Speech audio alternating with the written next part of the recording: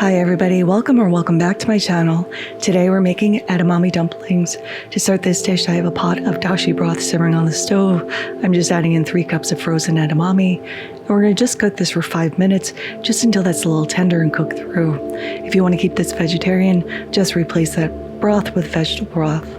After 5 minutes, give this a little drain and put this in a food processor or a blender with a half of a cup of unsalted butter, a half of a cup of heavy cream, and a half of a cup of truffle oil. We're going to blend this down until we get a nice, smooth, even puree. And then we're going to season with about 1.5 teaspoons of salt.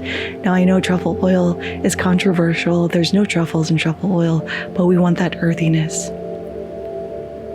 So give this a taste and adjust the seasoning as needed, and transfer it over into a storage container. Take a little piece of plastic and press it directly against the surface to avoid any oxidation. Then we can place a lid on this and pop this in the fridge to firm up for 24 hours. The wrappers we're using for these dumplings are hargow wrapper. So in a bowl, I have a half of a cup of wheat starch, 1/4 cup of cornstarch, 1 tablespoon of salt, and I'm drizzling in 1.25 cups of boiling water before adding in 3 tablespoons of either lard, or if you want to keep it vegetarian, 3 tablespoons of vegetable oil. Give this a little stir, and once it cools down, get in there with your hands and start forming this into a cohesive dough. Pardon my voice, I've been battling this sore throat all week. So we're going to cover this with a tea towel and let this rest for 20 minutes. Now this recipe has a sauce, and we only need half of a shallot for that. So we are going to chop this up into a nice fine mince. This is not my recipe. While I was researching edamame dumplings, this recipe from Buddakan just kept popping up on my feed, so it looks so beautiful, I thought we'd give this a go. Buddakan's a pretty famous restaurant here in New York, and I know there's one in Philly as well. I'm sure there are other locations. Now that our dough is rested, we can dust our bench with a little bit more wheat starch, and we're going to knead our dough for an additional 5 minutes. We want this to be really smooth and pliable. I've watched numerous YouTube videos on how to make hargow dumplings. I am not talented enough to take a little piece, smush it down with a cleaver, and get this perfect disc. So I'm just going to pull off a little piece, cover the parts I'm not using, just to avoid it drying out. Dust this with a little bit more wheat starch, roll into a ball, flatten this into a little round on my bench, and start rolling this out to a 3-inch disc. Now you want to make sure your edges are thinner than the middle, because we are going to be crimping this. Now our filling's looking great, so we're going to add 1 teaspoon. We're going to offset this because we need a longer end to crimp. So just join your 2 edges, and this is a very fragile dough.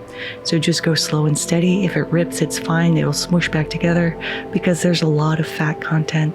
So just be patient, and you'll be rewarded with this adorable little dumpling baby.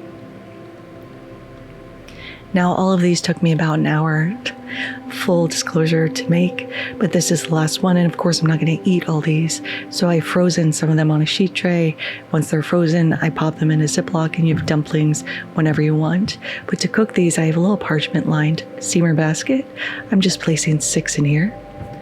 We're going to pop the lid on, and we're going to steam this for 5 to 8 minutes, just until they're tender. While those are steaming, we can work on our sauce or our broth. So I've just added a little grapeseed oil to a saute pan, adding in all of those shallots, and we're going to let this caramelize for about 5 minutes before we slowly add in 3 cups of sauterne. This is a French dessert wine, so it does tend to be a little sweet. We want to cook this for 5 minutes just to burn off some of that alcohol before we add in 1 cup of chicken broth, 3 sprigs of thyme, about 1 teaspoon of salt, and 1/2 teaspoon of freshly ground black pepper. We're going to bring this up to the boil, lower it to a simmer, and let this reduce to about half, and that should take about 10 to 15 minutes. After 10 to 15 minutes, give this a little taste, and this definitely did need a little bit more salt and a little bit more black pepper, but at this point, we're ready to plate. So now I've just added my dumplings to a little shallow bowl. We are going to top this with all of this gorgeous broth, and you can add as much or as little as you'd like. Garnishing with a little chive, just to make this look pretty, because we do eat with our eyes first. Now let's go ahead and give this a taste. I'm pretty excited about this. You can tell how tender these are already. The filling is creamy with all that butter and all that cream. You get an earthiness from the truffles. You get a savoriness from that dashi broth. The wrappers are tender and they literally melt in your mouth. You can see they've turned this beautiful translucence, and you can see that gorgeous green filling inside. The sauce is a little sour, a little sweet. You get a roundness from the chicken broth and from the shallot.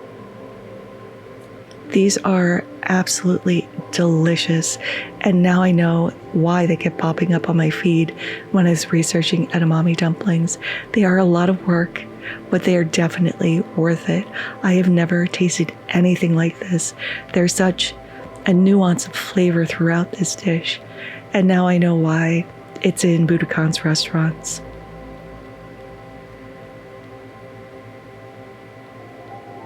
But there they are, edamame dumplings. I really hope you guys try to make these. Thank you so much for watching. If you like this video, give it a like. If you loved it, subscribe and hit that notification bell, because I put out new videos every Thursday. Thank you again, and until next time, happy cooking.